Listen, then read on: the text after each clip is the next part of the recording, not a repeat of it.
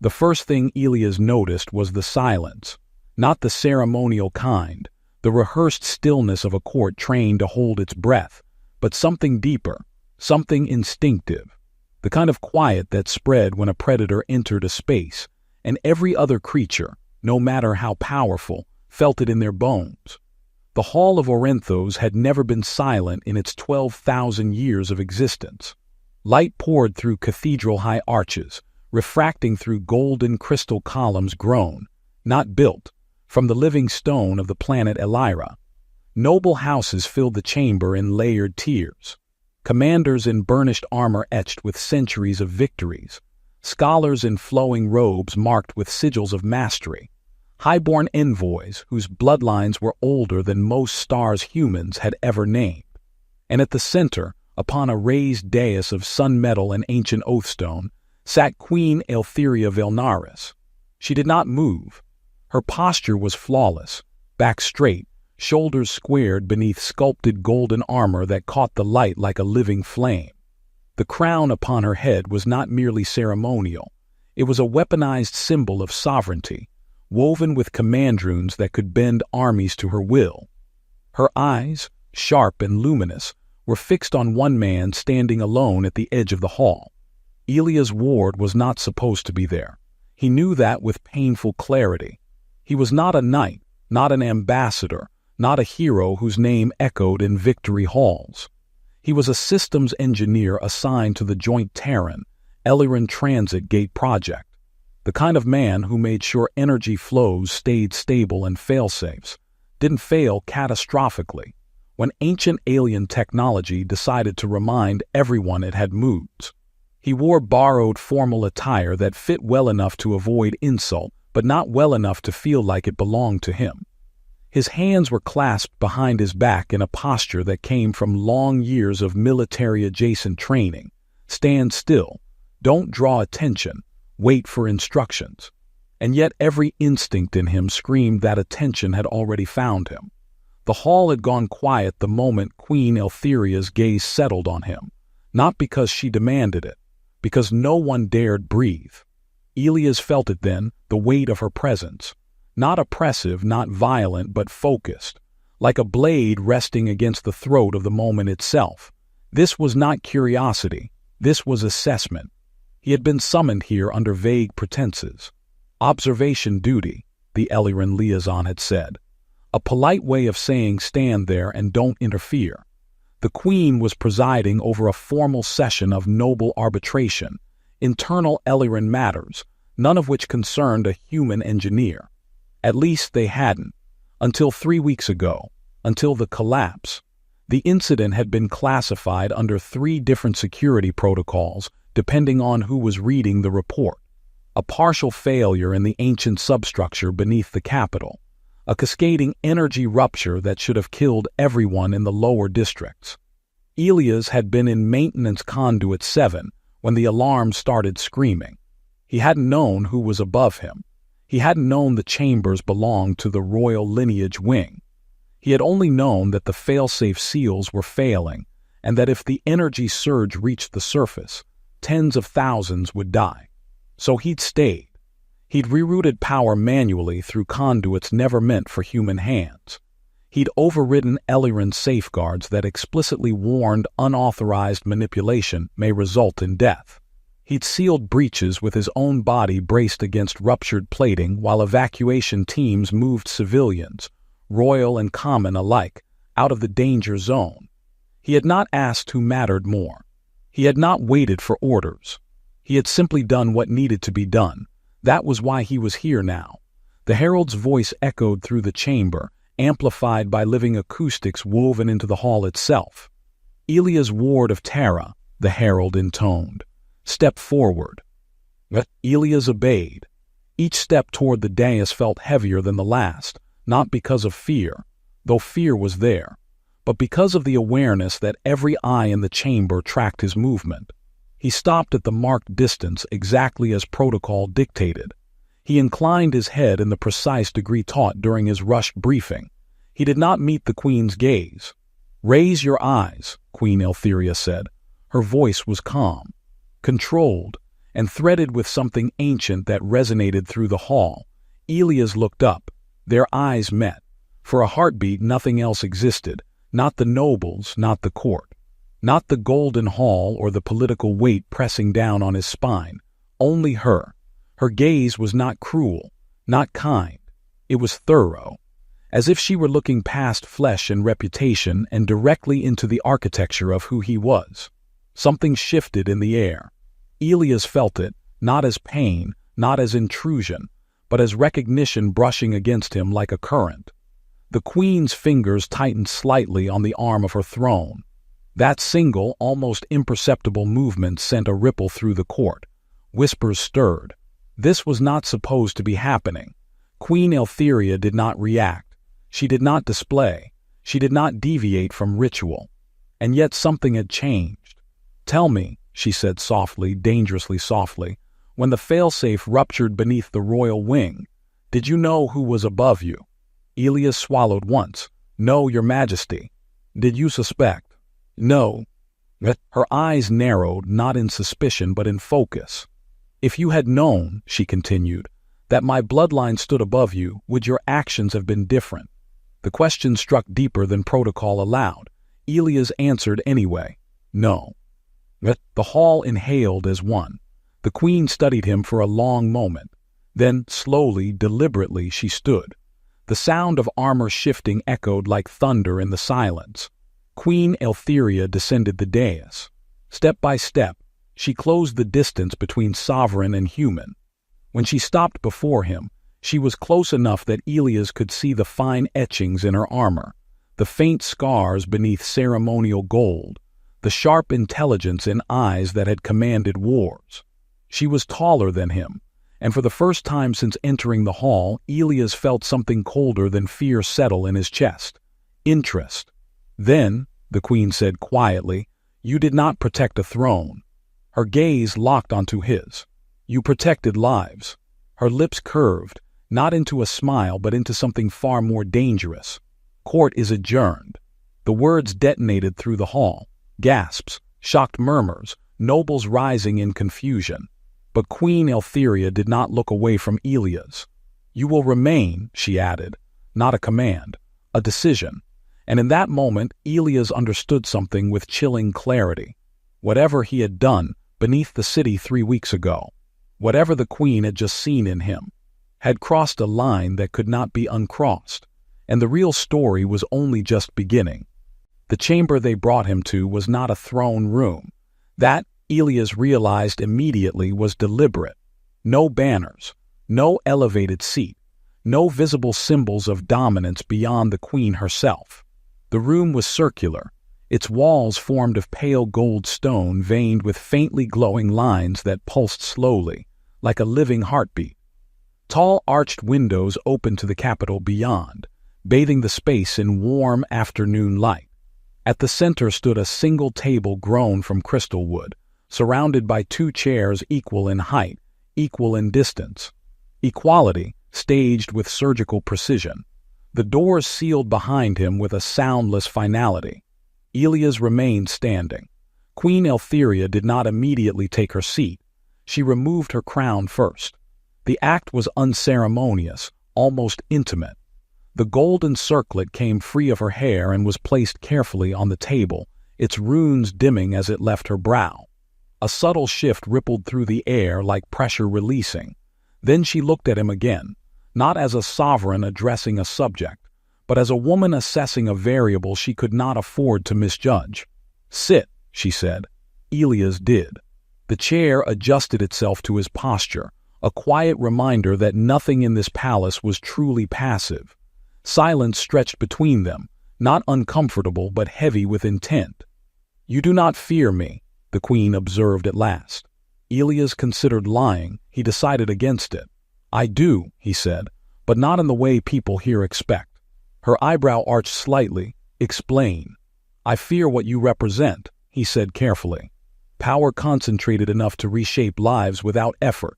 I don't fear you personally." That earned him the faintest smile. "Most lie more politely." "Most people here want something from you," Elias replied. "Fear usually comes packaged with ambition." Her gaze sharpened. And you want nothing. I want people to survive, he said.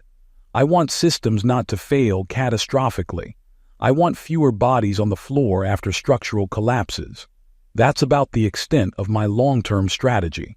The Queen studied him in silence. Then she leaned back slightly, armor shifting with a soft metallic whisper.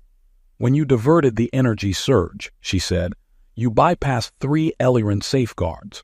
You should not have been able to do that. Elias exhaled slowly.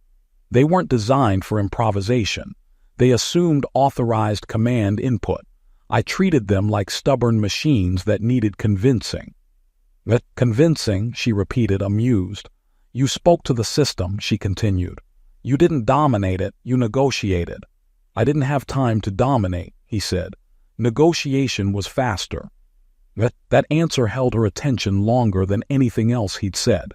You realize, Eltheria said, that half my council believes you staged the incident.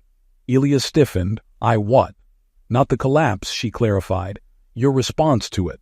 They believe you calculated the risk, anticipated the outcome, and positioned yourself to gain favor. That's absurd. Yes, she agreed calmly, which is why it worries them. He frowned. That doesn't make sense. It does if you understand our culture, the Queen said. Among Ellerans, acts of self-sacrifice are rarely uncalculated. Heroism is usually performative, measured, intended to be seen. Her eyes locked onto his.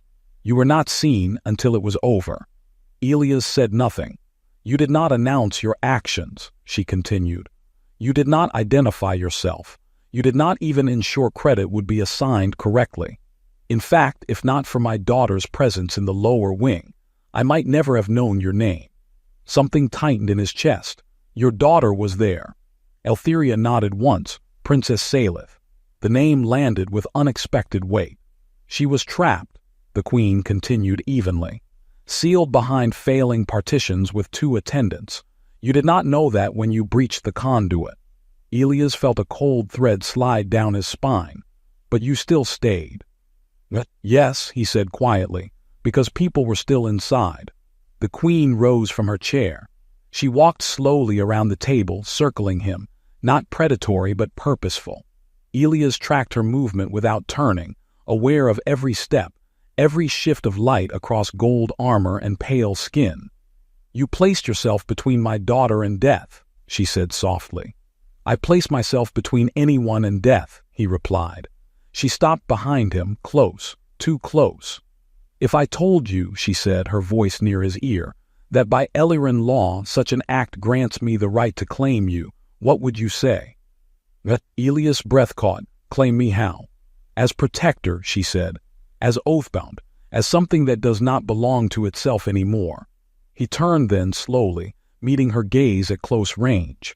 I'd ask why you hadn't already done it. The room went very still. For the first time since he'd entered, Queen Eltheria's composure cracked, just a fraction. Because, she said carefully, I am deciding whether you would survive it. Their eyes held. There was no court here, no witnesses.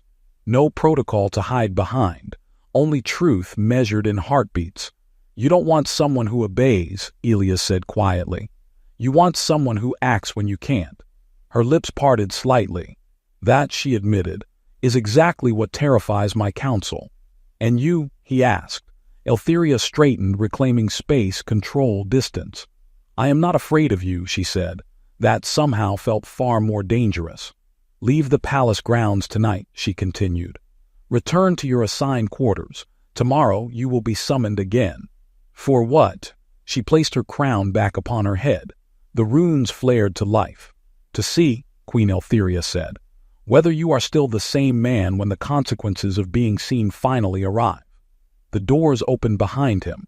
Elias stood, heart pounding, mind racing. As he stepped out of the chamber, one truth settled with terrifying clarity. He had not been dismissed.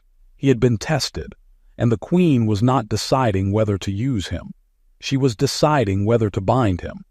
Elias felt the shift before anyone spoke to him. It wasn't dramatic. There were no shouted accusations, no soldiers blocking his path as he crossed the palace grounds the following morning. The capital moved as it always had, elegant, luminous, precise. But eyes lingered longer. Conversations paused when he passed. And where curiosity had once lived, calculation had begun to take root. By midday, the summons arrived.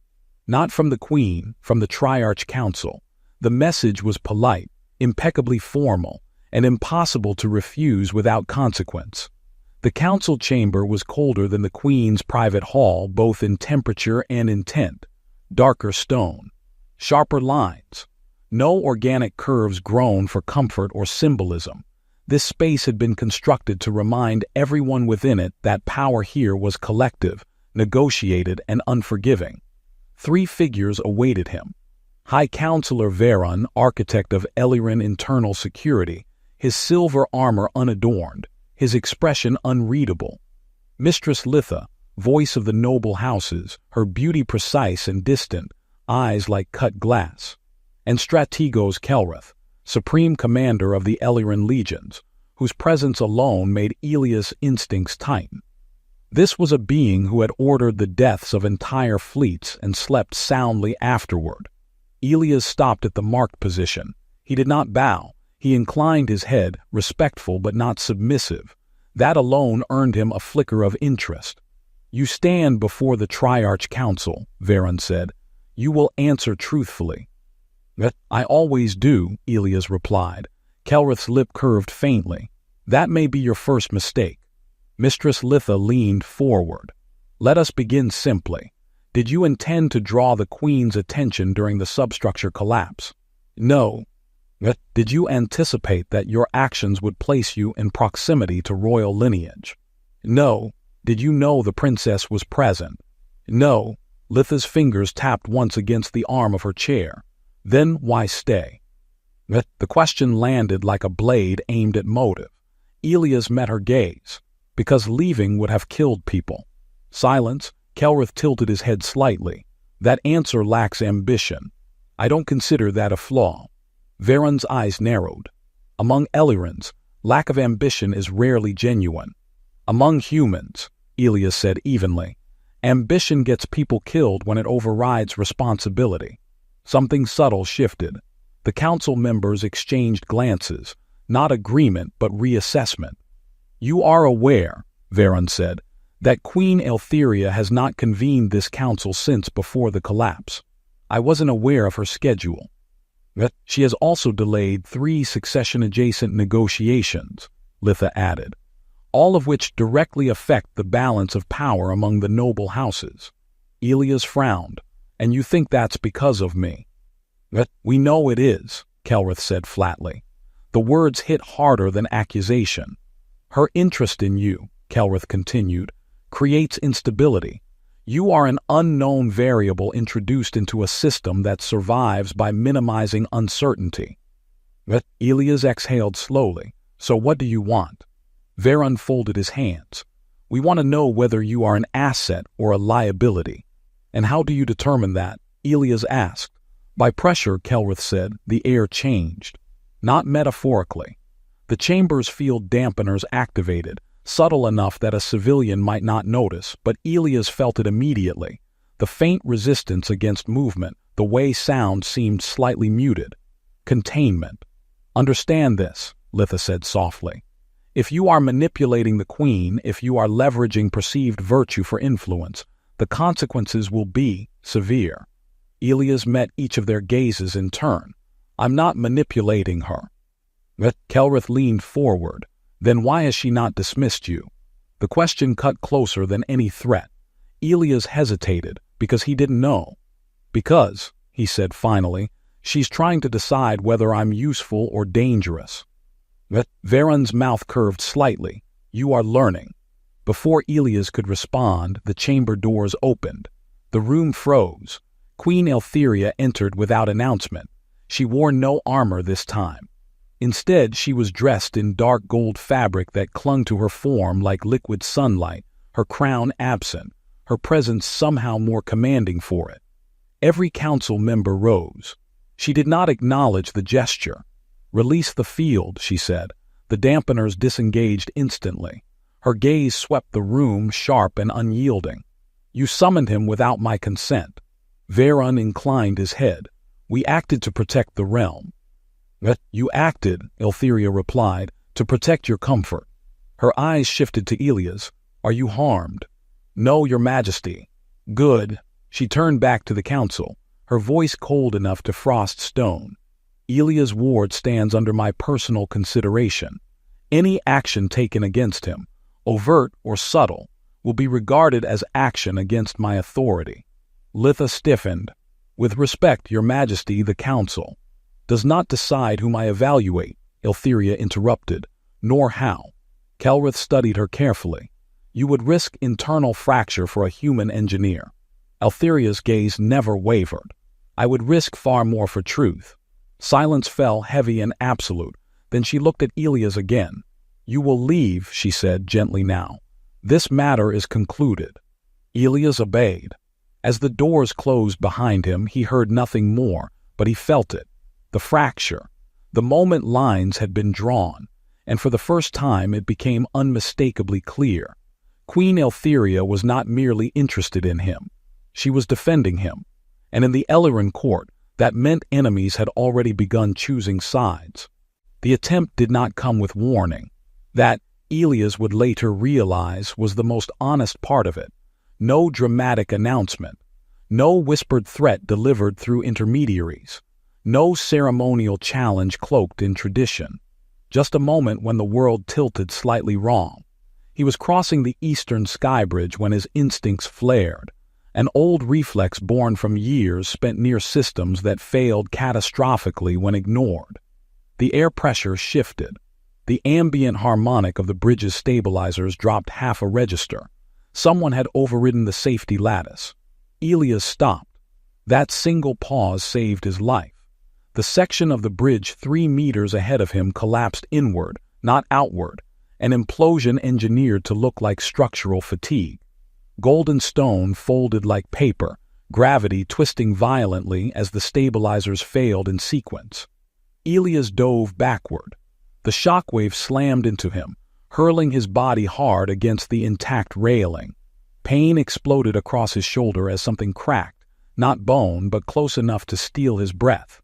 Below him, the city yawned open in a dizzying drop of light and motion. The crowd screamed.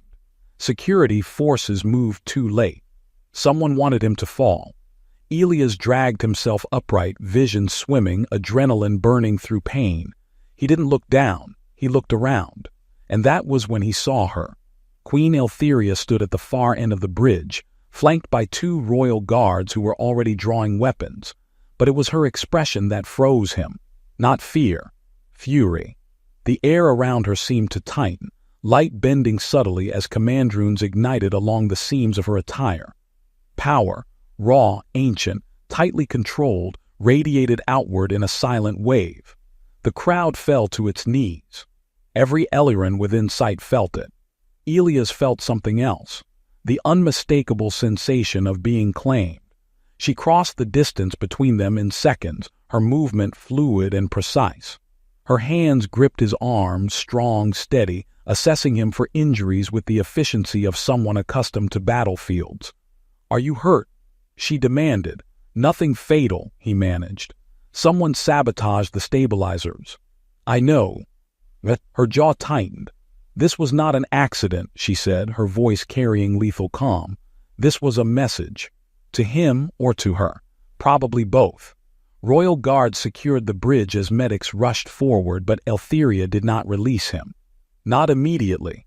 Her grip remained firm, grounding, as if daring anyone watching to challenge the contact. "Protocol be damned. You should not have been alone," she said quietly. "I wasn't aware I needed an escort to cross a sky bridge." "But you do now." Her eyes searched his face, something dangerously close to relief flickering beneath the surface. The realization struck him harder than the explosion. She had come because she sensed something was wrong. "How did you know?" he asked. Eltheria hesitated. "For the same reason you stopped walking," she said. "Instinct." That answer unsettled him more than the attempt itself. They escorted him not back to his quarters, but to her private sanctum. This time there was no pretense of neutrality.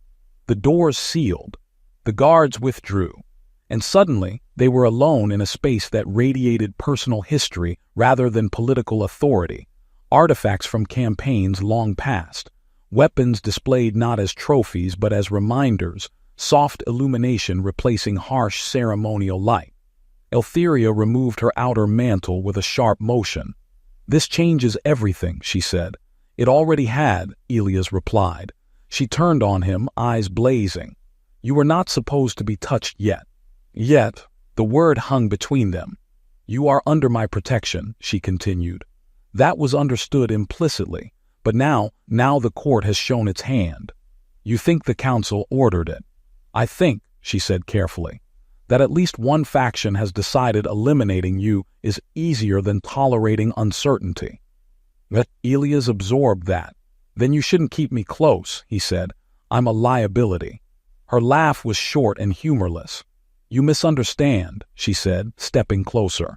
"You are not dangerous because you are weak." But she stopped directly in front of him. "You are dangerous because you are incorruptible." Her gaze softened just slightly. "They cannot predict you, they cannot buy you, and they cannot control you through fear because you do not fear the loss of power you never wanted." But Elias met her eyes. "And you," he asked, "what do you want?" The question was a risk. She didn't retreat from it. "I want," Queen Eltheria said slowly, "to know whether binding myself to you will fracture my realm or save it." Binding. The word settled heavily in his chest. That sounds like a political calculation. Her expression shifted. "It began as one," she admitted. "It no longer is." Silence fell again, but this time it was different, charged, intimate, dangerous. "You were almost killed today," she said softly, "because of me." "Because of choices I made," he corrected. She studied him, then nodded once. "Yes," she said, "and that is why I will not let you face this alone." Eltheria reached out, not to command, not to restrain, but to rest her hand lightly against his chest, directly over his heart. The contact sent a strange warmth through him, not physical but resonant, like something ancient recognizing something stubborn and alive. "This is no longer a test," she said quietly. "It is a path." Elias swallowed. "And where does it lead?" Her lips curved into something both regal and dangerously personal. "To a point where neither of us can pretend this is merely duty." But outside the sanctum, the palace buzzed with whispers, fear, and shifting alliances. Inside, a queen and a human stood at the edge of something irreversible, and both of them knew. The next move would change the fate of more than just one life. By the next morning, the palace no longer whispered.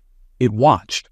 Elias felt it the moment he stepped into the inner corridors, an awareness threaded through every glance, every pause in conversation. Servants lowered their eyes more quickly. Guards adjusted their stance when he passed, not in deference but in recognition. Something had been declared. He just hadn't heard the words yet. The summons came before midday, delivered not by a messenger but by the queen herself. She did not knock. The doors to his assigned chamber opened silently, and Eltheria entered with the unhurried confidence of someone who had never needed permission. "You are coming with me," she said. No title, no preamble. Elias stood. Where? To end speculation. That explained nothing, and everything. They walked side by side through corridors rarely used, ascending toward the upper sanctums where the palace opened itself to sky and light. The air grew warmer, infused with Elira's solar harmonics. Above them, crystalline arches framed the horizon, the city unfolding beneath like a living constellation. They emerged onto the ascendant terrace. Every noble house was represented. So were the councils, so were the commanders. It was not a court session. It was a reckoning. Eltheria stepped forward, Elias half a pace behind her without being instructed to do so. The placement was subtle but unmistakable.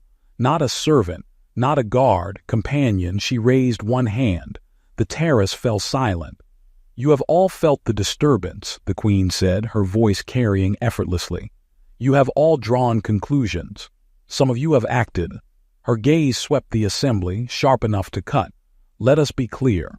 She turned slightly and extended her hand backward, not in command, in invitation. Elias hesitated for exactly one heartbeat. Then he took it. The contact sent a ripple through the gathered Elyrans like a physical wave. Gasps, shocked murmurs, a few outright expressions of anger quickly masked. "This human," Eltheria said calmly, "stands under my explicit protection." Her fingers tightened around his. "Any harm attempted against him will be met as an act of treason against the crown." That alone would have shattered precedent. She wasn't finished. "He has not been bound," she continued. "He has not sworn oath or fealty. He has not been claimed by law or ritual." Her eyes hardened. "He remains here by choice." That was the blade. "You will not test him," she said, "and you will not test me through him." The stratego spoke then carefully. "Your Majesty, this creates vulnerability." Eltheria smiled. "Yes," she said, "it does." She released Elias' hand and turned fully back to the assembly. "And vulnerability," she continued, "is how you identify who mistakes power for control." The terrace erupted into restrained chaos the moment she departed, voices low, furious, calculating. Elias said nothing until they were alone again, moving through the palace's upper gardens where living crystal trees refracted light into slow-moving rainbows. "You just painted a target on my back," he said quietly. She stopped. "No," Eltheria replied. "I acknowledge the one already there." She faced him, expression unreadable. "Now," she said, "we speak honestly." The gardens were empty, shielded, private. "There is a ritual," she said, "older than the crown itself. Not marriage, not oath-bending." He waited. "It is called the Concord of Shelter," she continued. "A sovereign may invoke it once in her lifetime. It binds her authority to the protection of a single individual, not as property, not as subject, but as chosen responsibility." Elias frowned. "And what does that mean for me?" "It means," she said softly, "that my power will answer to your survival." That landed harder than any threat. "And the cost?" he asked. Her gaze held his. "You would stand beside me," she said. "Not behind, not beneath, beside. You would see what I see. You would know what I know. And when my decisions cross into darkness, you would be expected to tell me. And if I refuse—" Eltheria exhaled slowly. "Then I will still protect you," she said. "But I will do so alone. And I will not pretend that what exists between us is anything less than unfinished." The silence between them stretched, heavy with possibility. "You're not asking for obedience," Elias said. "No." "You're asking for honesty." "Yes, and proximity." Her lips curved just slightly. "That too." Elias looked out over the city, at the lives moving below, unaware of how close power and chaos brushed past each other every day. "I don't belong in your world," he said. "You already changed it," she replied. He met her gaze again. "If I accept," he said, "I won't be able to walk away when it becomes inconvenient." Eltheria stepped closer, close enough that he could feel the warmth of her presence, the gravity of her attention. "I would not offer it," she said quietly, "if walking away were still an option." The choice hung between them, not dramatic, not rushed, but final. And for the first time since arriving on Elira, Elias understood the truth with absolute clarity. This was not about politics. This was about two beings who recognized the same dangerous flaw in themselves, the willingness to stand between others and harm, even if it meant standing together. The Concord of Shelter was not performed in public. That, Elias learned as they descended beneath the palace into chambers older than the crown itself, was the first sign of its seriousness.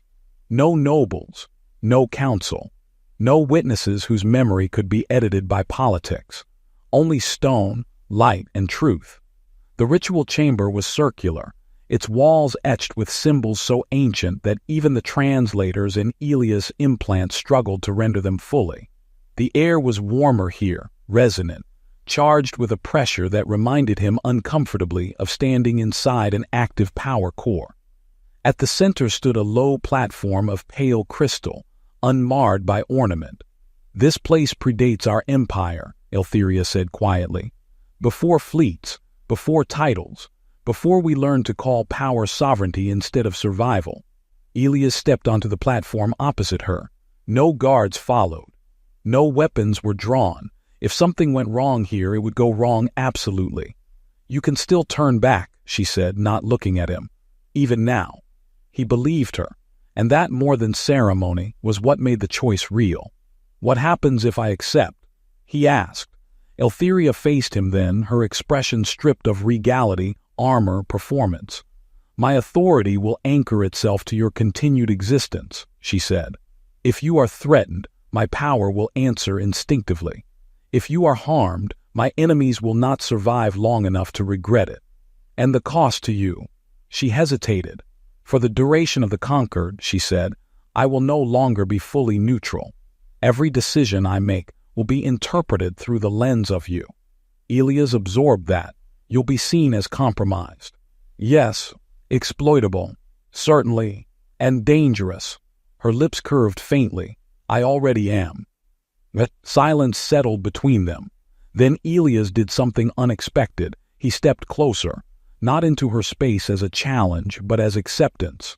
You're not offering protection, he said. You're offering responsibility. Eltheria's eyes softened. Precisely. I can live with people hating me, he continued. I've done that before, but if I stand beside you, I won't lie to you. Not to make things easier, not to keep you comfortable. Good, she said. I would destroy anyone who did. A breath passed, then Elias nodded once. Then let's stop pretending this is theoretical. The chamber responded instantly. Light ignited along the etched symbols, lines flaring to life beneath their feet, rising up the walls in slow, deliberate patterns. The air thickened, not suffocating but present, aware. Eltheria extended her hand. This time there was no hesitation. When Elias took it, the connection was immediate and unmistakable. Not pain, not pleasure, recognition. Something ancient, coiling into place with a sense of rightness that unsettled him more than fear ever had. State your name, the chamber intoned, not aloud, but inside his mind, a resonance that bypassed language. Elias Ward, he said, do you enter this conquered freely? Yes. Do you accept shelter not as possession, but as bond? Yes. The light flared brighter. Eltheria spoke then, her voice steady, unwavering. I, Eltheria Velnaris, sovereign of Elira, bind my authority to the preservation of this life. Not as subject, not as tool, but as chosen responsibility. The chamber answered. Power surged not violently but decisively, threading through the space, anchoring itself between them like an invisible lattice. Elias staggered slightly. Eltheria tightened her grip, steadying him.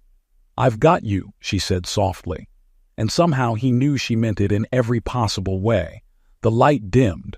The symbols faded. The conquered was complete. For a moment, neither of them moved. Then Elias felt it, a subtle awareness at the edge of perception. Not her thoughts. Not emotions. Presence. If he focused, he could sense where she was in the chamber, the steadiness of her heartbeat, the controlled intensity of her attention. She felt it too. Her eyes widened just a fraction. So, she murmured, this is what it feels like. To be bound, he asked. She shook her head slowly. To not be alone.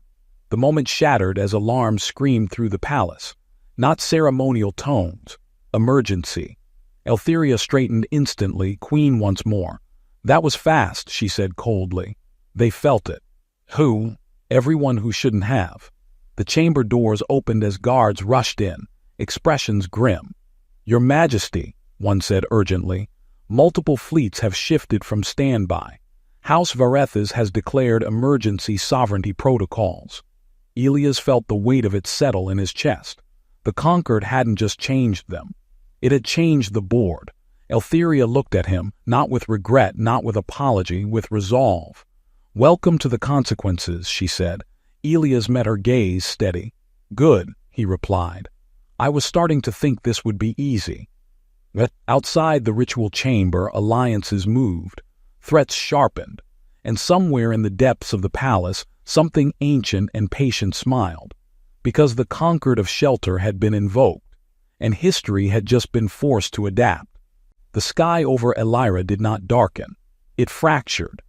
Elias watched from the command balcony as tactical overlays bloomed across the atmosphere, translucent grids mapping the sudden arrival of hostile fleets. Not invaders from beyond the system, worse. Internal banners. House Varethas had not declared war. They had declared necessity. That is how they justify it, Eltheria said beside him, her voice steady despite the chaos erupting through every channel. Emergency sovereignty protocols allow a noble house to seize control of strategic assets under the claim of preserving stability. Stability for whom? Elias asked. For the old order, she replied. For those who believe power should never be questioned, only inherited. Below them, the capital shifted into controlled panic. Defense platforms rotated. Civilian corridors sealed. The city did not scream. It braced. They're not targeting you directly, Elias said, scanning the data streams. They're cutting supply lines, communications, trying to isolate you. Yes, Eltheria said calmly. They want me forced into compliance without bloodshed. If I resist openly, I become the destabilizing force. And if you do, then the conquered becomes proof that I am compromised. Elias exhaled slowly. They're betting you won't risk civil war for one human. Eltheria turned to him. Would you? The question was not rhetorical. Elias met her gaze, feeling the faint, constant awareness of her presence at the edge of his mind, the conquered's quiet hum, steady and unyielding. Yes, he said. The answer surprised neither of them. Eltheria studied him for a moment longer, then nodded once. Then we respond differently. She activated the open channel. Every screen across the palace lit at once, not with fleet movements, with her. Queen Eltheria stood framed in light and authority, crown in place, expression cold and absolute. Houses of Elira, she said, her voice carrying across the system.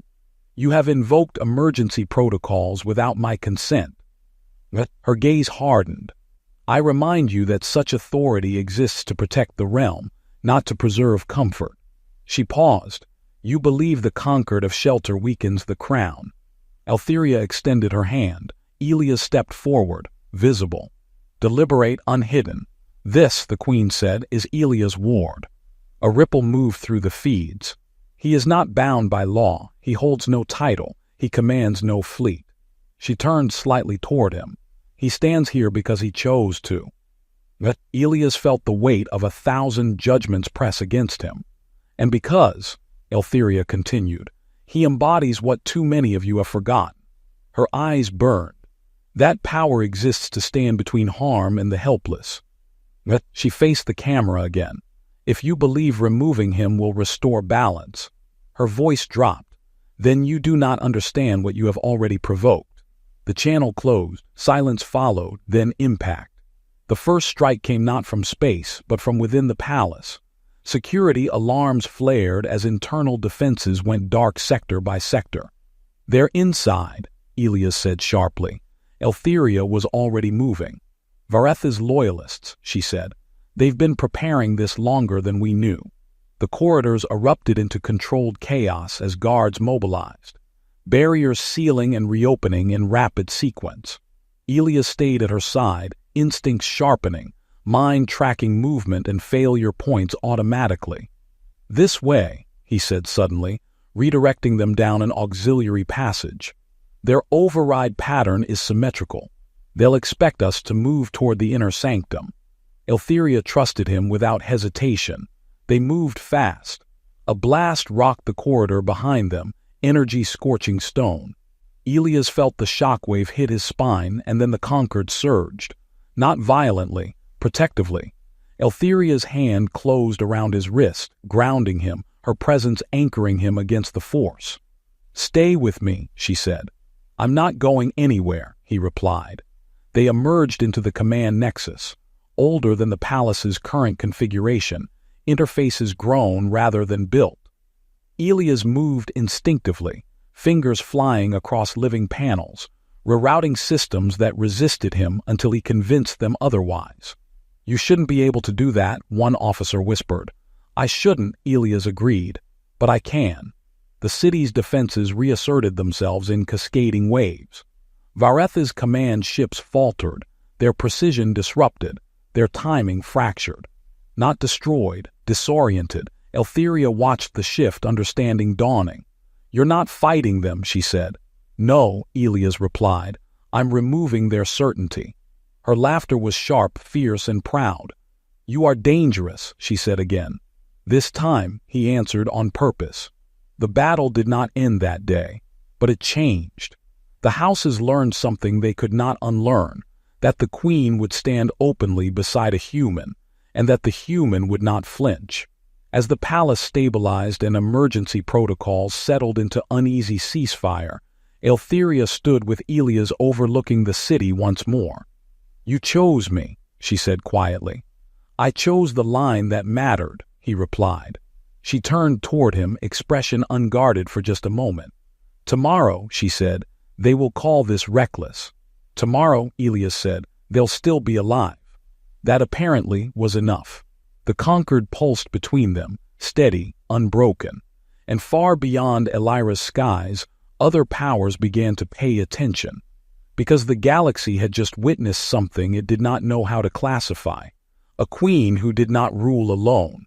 And a human who stood beside her. Not as weapon, not as symbol, but as choice. The ceasefire did not come with celebration. There were no banners raised across the capital. No triumphant declarations echoing through Elira's skies. Only a gradual easing of tension, like a held breath finally released, not in relief, but in weary acceptance. House Varetha's withdrew its fleets by dawn, not in defeat, in calculation. Elias stood with Eltheria on the high balcony overlooking the waking city. Light spilled across crystalline towers, traffic lines slowly reactivating, life resuming in careful increments. Below them, Elira endured as it always had. "You won't punish them," Elias said quietly. Eltheria did not look at him, not openly, because that would turn them into martyrs. Yes, and because they exposed themselves. Her lips curved faintly, also yes. They stood in silence for a while, the conquered humming softly between them, not demanding attention, simply there. Elias had stopped noticing it constantly. Like gravity, it had become part of the world. "Are you angry?" he asked at last. She considered the question. "I was," she said, "before the conquered, when power felt like something I carried alone." She turned to face him, her expression unguarded in a way the court would never see. "Now," she continued, "I feel aligned." That word surprised him. "I didn't come here to change you," Elias said. "I know," Eltheria replied. "That is precisely why you did." A messenger approached at a respectful distance, waiting until she acknowledged him with a nod. "Your Majesty," he said. "The outer observatories report multiple long-range signatures entering the system's periphery. Not hostile, but watching." Elias felt it too, not through sensors, but instinct. The subtle tightening of possibility at the edge of awareness. "Who?" he asked. Eltheria's gaze lifted toward the sky. "Powers who recognize precedent when they see it," she said. "Empires that understand this was not merely an internal dispute." The messenger hesitated. "They are requesting clarification of the conquered." Eltheria smiled, slow, knowing, dangerous. "Let them," she said. The messenger departed. Elias exhaled. "You just became very interesting to the galaxy." "No," she corrected gently. "We did." They returned inside the palace, not to strategy chambers or councils, but to a quiet corridor overlooking an inner garden where bioluminescent flora glowed softly in the half-light. Here, the noise of politics could not follow. Eltheria removed her crown and set it aside. "I need to ask you something," she said. He waited. "Do you regret it?" she asked. "The conquered, standing with me, becoming this." Elias thought of the bridge collapsing beneath his feet, of the council chamber, of the moment she had taken his hand in front of every power that mattered, of the choice. "No," he said simply. She searched his face, looking for hesitation, calculation, fear. She found none. "You will be blamed," she said softly, "for fractures yet to come, for conflicts not of your making." "I know." You will be hated by those who cannot control you. I'm used to that. And loved, she added, almost reluctantly, by those who see in you something they have forgotten how to name. That one landed deeper. Elia smiled faintly. I don't need to be loved. Altheria stepped closer. But you will be, she said. And that, too, carries responsibility. They stood close now, not touching, not needing to. What happens next? He asked. She considered. The conquered does not demand permanence, she said. You could leave Elira tomorrow if you wished. It would endure a distance. But, he prompted. But I suspect you won't, she said. He met her gaze. No, he agreed. I won't. The admission was quiet, unforced, complete. Altheria reached out, her fingers brushing his wrist. Not a claim, not a command, a connection. Then we will build something careful, she said. Not an empire, not an alliance forged in fear. Something sturdier, Elia said. Yes. They walked together through the palace as evening settled, the city below glowing brighter against the dark. Guards bowed, not in ritual but in acknowledgement. Servants paused, watching them with expressions no longer purely curious. Something had shifted, not dramatically, irrevocably. Later that night, Elia stood alone at the viewport in his quarters looking out at the stars. Somewhere out there, fleets repositioned. Councils debated. Observers took notes. The galaxy was adjusting. Behind him, the door opened softly. Altheria entered without ceremony. I should let you rest, she said. Tomorrow will be complex. He turned. Will you? He asked. She smiled just a little. No, she admitted, but I wanted to be here anyway. They stood together watching the stars. No promises spoken, none needed. Far beyond Elira's orbit, a distant signal pulsed, ancient, patient, aware. The conquered of shelter had been invoked, and the universe, having taken notice, was beginning to respond, not with war, not yet, but with interest. And that, Elias knew, was how the most dangerous stories always began. Nicht mehr gespeichert. Schön von innen vielleicht. Boah, weiß ich, Gedärme können doch gar nicht schön sein. Nee, dann ist das schon wieder creepy, wenn man das sagt. Die schönste Frau von innen habe ich gestern aufgeschnitten. Ja, okay, geil. So, weißt du. Wo wir bei Saw wären. Ja. Naja. Schon lange nicht mehr was Alles eine Frage der Perspektive. Alter, bin ich immer noch beim Aufklappen von irgendwelchen Sachen hier. Rippen. Was? Hier eine schöne Milz hier. Die Frau mit der schönsten Milz, die ich je gesehen habe. Oder was hast du gesagt? Milz. Ach ja, ich habe was anderes verstanden. Ja, doch, du hast wieder das andere verstanden. Ja, muss man auch sagen, wo, ne? Ja, schau, bist du zynisch heute. Ja, das stimmt schon. Zynisch wurde ich tatsächlich noch nie genannt. Frech, ja. Zynisch noch nicht. Aber ist heute was Zynisches, ne? Oder sarkastisch eher, oder? Sarkastisch, ironisch? Zynisch ist ja auch nicht so weit weg, ne? Nein, zynisch kann ich Was wäre denn so eine typische sarkastische, zynische und was hat man noch gesagt? gemein. Ironische Aussage. Ironische Aussage, Das ist ja alles, was du dann nicht ernst meinst. Dann ja. muss schon bei der Wahrheit bleiben. Aber wo ist der Unterschied zwischen zynisch und sarkastisch? Sarkastisch hat ja noch so ein bisschen Häme mit drin, oder? Ironisch ist ja einfach nur so das Gegenteil nach dem Motto, ne? Dass ich sage, boah, ich hätte jetzt übelst Bock auf ein Hähnchen. Also Zyniker sind oft negativ misstrauische und eine negative Weltansicht haben. Aber das ist ja nicht zynisch. Das Dann sind bin ich, Zyniker. ja, aber dann bin ich ja nicht zynisch. Genau, und Weil ich bin ja- jemand, ich lach ja die ganze spöttische, Zeit. oft ironische Bemerkung ausdrückt. Ja, das sarkastisch passt. Zynisch ist falsch, Fräulein. Hier. Ich bin kein Zyniker. Schadenfreude ist aber auch wieder was anderes. Schadenfreude kann ich aber auch haben. Aber meine Schwester ist die schlimmste Person, was Schadenfreude angeht. Die ist King of Schadenfreude. Du brichst dir ein Bein, die wird dir helfen, aber erstmal würde sie sich so doll kaputt lachen, dass sie Selbsthilfe bräuchte. Wirklich, die ist Du so. würdest dann die Schmerzen vergessen und mitlachen über die Ja. Bums, der dir Die passiert ist. wirklich, also die ist so schadenfroh, das kannst du dir nicht vorstellen. Also es können auch richtig schlimme Sachen passieren.